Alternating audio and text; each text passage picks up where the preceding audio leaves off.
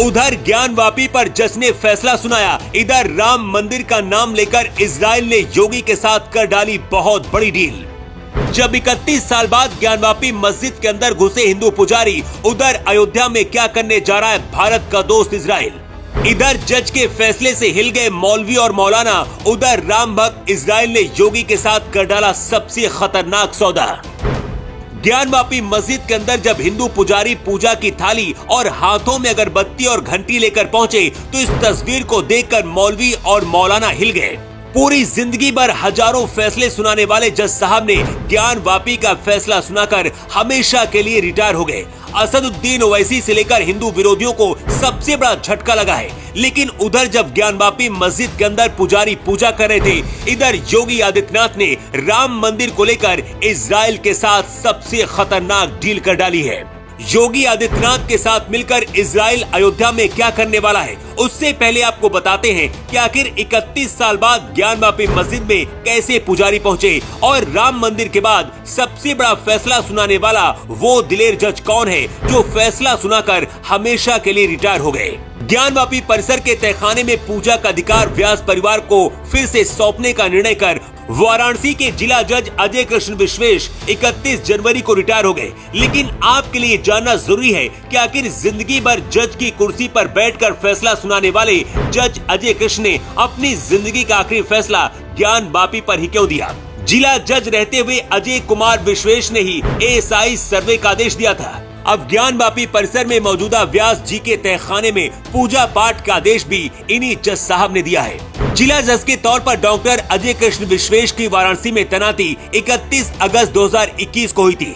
ज्ञानवापी मामले पर 31 जनवरी को जब मस्जिद के अंदर पूजा करने का आदेश दिया तो भारत के 100 करोड़ हिंदुओं के लिए ये ऐतिहासिक दिन था, क्योंकि जनवरी महीने में ही राम मंदिर का उद्घाटन भी हुआ और 8 दिन बाद ज्ञानवापी पर फैसला आ गया। फैसला सुनाए जाने के बाद न्यायालय के बाहर जहां हिंदू पक्ष के लोग जीत का जश्न मना रहे थे, वहीं अंदर जिला जज अजय कृष्ण विश्वेश का विदाई समारोह चल रहा था।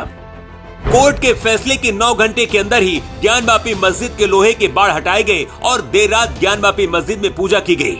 गुरुवार रात 12 बजे पुलिस प्रशासन की मौजूदगी में विश्वनाथ मंदिर की तरफ से जहां बड़े नंदी विराजमान हैं, उनके ठीक सामने बैरिकेडिंग को खोलकर तहखाना जाने का रास्ता बनाया गया। सर्वे के दौरान जो मूर्तियां मिली थी उन्हें रखकर देर रात तक पूजा पाठ कराया गया, आरती की गई और भोग लगाकर प्रसाद बांटा गया।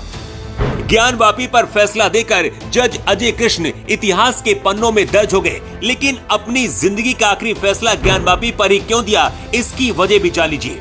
ज्ञानवापी पर फैसला सुनाने वाले वाराणसी के जिला जज के नाम में ही कृष्ण लगा है, मतलब वो एक कट्टर हिंदू हो सकते हैं और शायद उनका ये निजी फैसला रहा होगा कि जज रहते हुए अपना आखिरी फैसला भारत के 100 करोड़ हिंदुओं के नाम होगा। लेकिन जब इधर ज्ञानवापी का जश्न चल रहा था, उधर योगी आदित्यनाथ के साथ मिलकर इजराइल ने अयोध्या के लिए बहुत बड़ी डील कर डाली। जब से रामलला अपने मंदिर में विराजमान हुए, उसके बाद दुनिया भर के कट्टर मुस्लिम अयोध्या के आसपास साजिशें रचने में लगे हैं। अयोध्या में राम मंदिर की तरफ दुनिया की कोई भी ताकत आंख उठाकर ना देख सके, इसलिए इजराइल और योगी आदित्यनाथ ने एक भयानक डील पक्की कर ली है।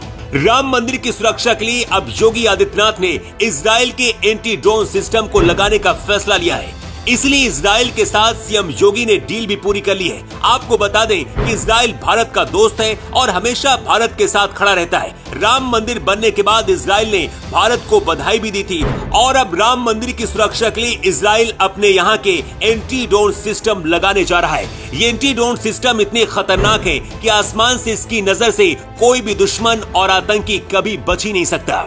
इजराइल के साथ योगी ने ऐसे वक्त में डील करी है जब ज्ञानवापी मस्जिद के अंदर पूजा पाठ करने का फैसला वाराणसी अदालत ने सुना दिया है। वैसे योगी आदित्यनाथ की इजराइल के साथ हुई इस डील को लेकर आप क्या कहना चाहेंगे और ज्ञानवापी पर हिंदुओं के पक्ष में जो फैसला आया है उसे आप कितना सही मानते हैं? अपनी राय कमेंट करके आप जरूर बताएं।